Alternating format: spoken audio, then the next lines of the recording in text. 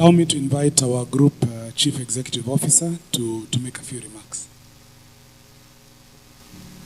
Thank you, Mwangi. First, I want to thank all of you for taking your whole day to be here to eulogize Dr. Chris Kirubi. For me, he has meant a lot to me. We've been together he took me in when I was 23 years. And I'm now 43, so we've been together for my entire adult life. And really for me, he's been a father. So it's a really deep loss. And I'd organize myself, but I think it's not every day one loses like this. So I wanted to share with you what I understood Chris's philosophy to be, because a lot has been said about his deeds. And in fact, we've organized so that every day different companies present. And today we are on day 2, we are going to day 3, and we've barely even covered 40% of his organizations that he's been involved in. So we may not even finish by tomorrow. So he has achieved a lot. And many people think that he did all these things for his own glory, or for materialism, or for anything else. But Chris was a believer that he was created in the image of God, that he was a child of God, and that was put in this world to continue with that creative process. Because in Genesis, the first thing God did was to create from formlessness. He created us, and he created man, and he said, "You've been blessed. Go out there and be fruitful." And so that has been Chris's life's purpose. It has been to apply those exceptional talents that God has given him, to apply himself in the creative process, to apply himself to be fruitful. You know, Pius here spoke about Chris not being religious. It's true he was not religious, but he was a deeply spiritual man. And you know, if you read 1 John, "Dear children, let us not love with words or speech, but with actions and in truth." Chris did not speak much about his spirituality, but he wanted his actions and truth to speak for himself. And that is why now we are going into day 3. And today we've had to break this so that the Centum team can speak on their own. And we still speak about the actions of this great man. And that is what Chris has purposed to do in his life. And he did not do it alone. He created people with him. And that's why he took young people and everybody and he picked them to go with him on this particular journey. And all of you who are here, he was very deliberate in who he worked with. You are all chosen. He chose each and every one of you. You may be sitting here as a director, but you may not know, but we had long conversations about everybody that he wanted to be on the board. Whether this was a subsidiary company board or a Centum board, I was merely his messenger. He would say, "I want Moses to be on the board," and I would forward the CV. "I've identified a very good young lady called Mary at CMC. Please go do and investigate and do your due diligence and bring the CV." And even for those of you who are in management, he set up a process to bring you on board. Chris had a very deliberate mentorship strategy. One, he gave people, he empowered people.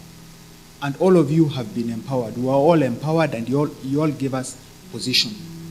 He believed that it was not enough for him to create, but he needed to create a platform for others to express that talent that God has given them, to express themselves in action. Because many times, like in Africa, you have many talented people, but limited opportunity for expression. And that what Chris has done is created a platform.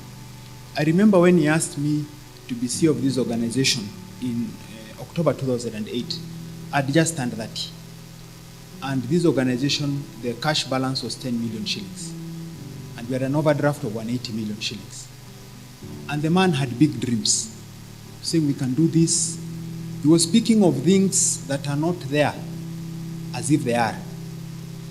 And he did not see the lack of money today as a constraint. In fact, it never even featured in our discussion as a constraint of what cannot be achieved. He focused his mind more on what that goal was. And for me, I was a believer. And I said, let's go ahead and do it. And at that time, none of these subsidiary companies were there. There were very few. All of them have come in that period. The second thing Chris did is that he provided everybody with an opportunity to have the experience and to actually do the work. He did not interfere. He gave you the platform and he gave you that particular opportunity. And I think all of you here have had an opportunity. Whether it was the NYS program, today there are about 10,000 people who have gotten jobs from that program. And those were things he was doing in 2018 when he was sick. But he did not feel sorry for himself. He was always saying, what more, James, can we do? And he would push me and he would say, let's do this, let's do this. And that's what we've all worked. And I want to thank all of you for participating in that. The third thing Chris was very deliberate on is that he mentored through encouragement and affirmation. And I think many of you have spoken to the times when Chris has called you and encouraged you. I have been his student and I have watched him encourage others, and there's no point when Chris has discouraged anyone who has spoken negatively to anyone's dream. He encouraged through positivity. When we did our golden rules, because I went to speak to him about it, goal number one was we are positive. Because Chris was a man of faith. He's a man who believed that with faith, anything is possible. When I visited him in the US, and he was very sick, he asked me to carry some documents for him. And I thought that he was going to be putting his affairs in order, so I thought there were maybe legal documents or documents of such a nature. But when I got there, I found him in bed, and he was 40 kilos, and he had lost a lot of weight. And in fact, on the notice, they had written palliative care. So it was not clear whether he was going to make it. And the nature of the cancer he had at the time, the prognosis for a 75-year-old was very, very poor. In fact, maybe there was a 1 to 2% likelihood that he was going to make it back in 2017. But when I got there, I realized he had sent me with the drawings for his house, because the man was not intending to go anywhere. And as we sat in the evening, one day, because I sat with him for a week and we were together in the hospital every day, I would leave at midnight. One day we were reading a verse with him. And we ended up reading Mark 6:5 to number 6. And that's a verse he asked me to read for him. And it goes like this: he could not do any miracles there, except lay his hands on a few sick people and heal them. He was amazed at their lack of faith. Then Jesus went around teaching from village to village. And what Chris was telling me that day is that God cannot perform miracles when you're in doubt. When you don't have faith, he cannot perform miracles. And that's the reason why he was building his house, because he had faith that he would beat the disease. If he doubted, he was not going to beat it. And today he was in Massachusetts General Hospital, which is a teaching hospital for Harvard. And for a long time they used him as a case study of somebody who overcame a very rare form of cancer and went on to live for 4 years, because what he succumbed to was a different form of cancer, not the original form but that came from faith. And I think our responsibility here now is that we are leaders. And each one of us now has a responsibility for so many people.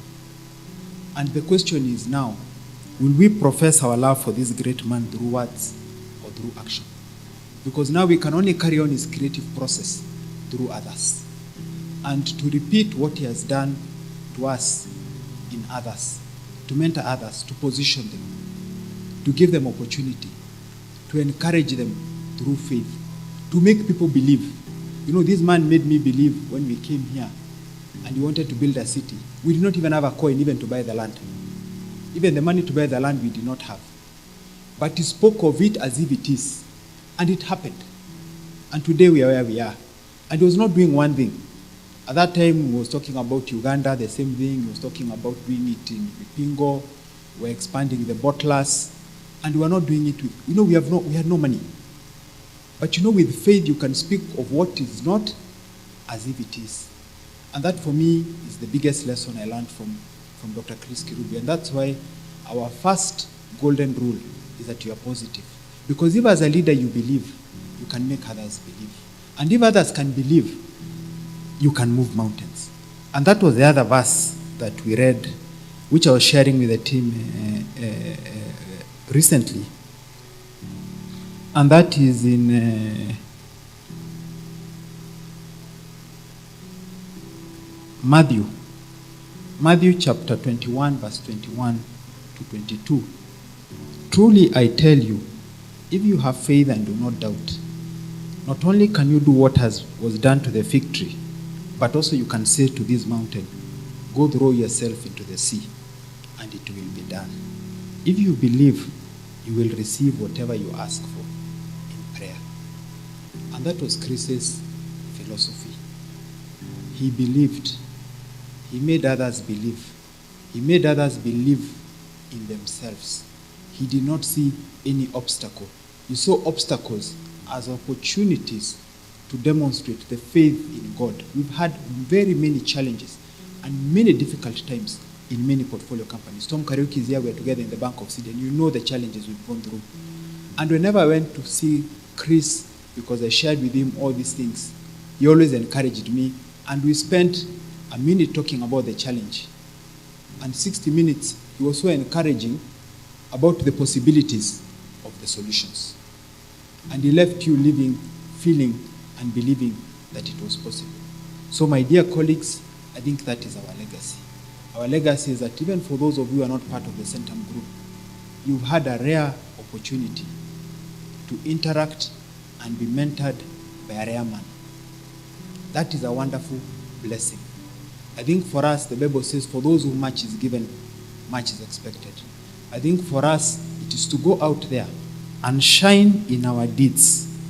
Like in 1 John 3:18, not to love in words and in speech, but in actions and in truth. So that in our actions, we may touch the lives of people. Let us remember that words have power. Let our words be affirming words. Let them be encouraging words. Let them be words of overcoming. Let them be words of positivity. And in doing so, we'll honor this great man. We've had that opportunity to have been in our life. There are many who would have wished to have been part of Chris's journey. There are many. We are the chosen few. So, and I want to thank you very much on his behalf for having been part of that dream, for having enabled him to start what it is he was doing. When we were in VPing, he was asking me, what will happen here in 40 years? What will happen here in 50 years? Because he knew a tip. I thank his family for releasing him to us. Chris belonged to the world. He belonged to the ages. He gave us confidence as Africans.